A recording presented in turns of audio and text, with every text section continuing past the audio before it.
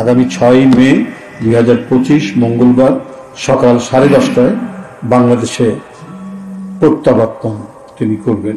তার আসার পরিবর্তিত সময়টি এবং কারা কিভাবে অবস্থান করবেন, কোথায় দাঁড়াবেন, সেই তালিকাটি আপনাদের কাছে উপস্থাপন করলাম। দেশনেত্রী বেগম খালেদা জিয়া, যিনি এদেশে গণতন্ত্র পুনরুদ্ধারের জন্য এক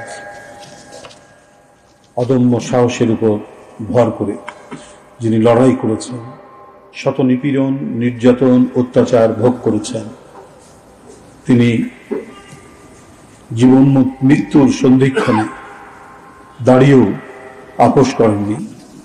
তিনি 5ই আগস্টের পরিবর্তিত পরিস্থিতিতে মুক্তি লাভ করে উন্নত চিকিৎসার জন্য তিনি বিদেশ যান, ইউনাইটেড কিংডম যুক্তরাজ্যে তিনি যান। সেখানে তার চিকিৎসা হয়।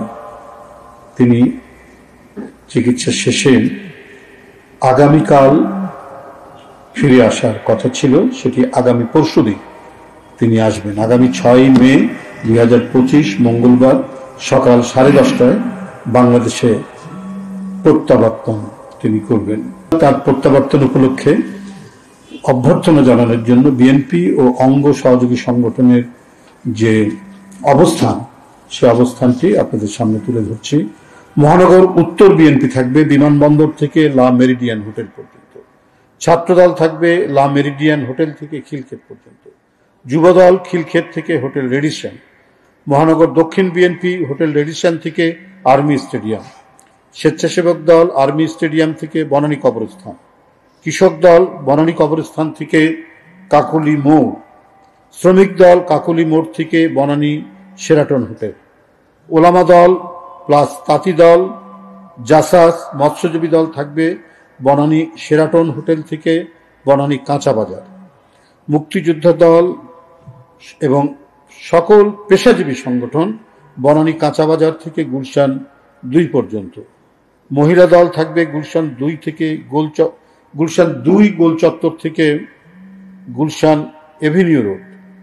বিএনপির জাতীয় নির্বাহী কমিটির নেতৃবৃন্দ থাকবেন গুলশান 2 গোল চত্বর থেকে গুলশান এভিনিউ রোড।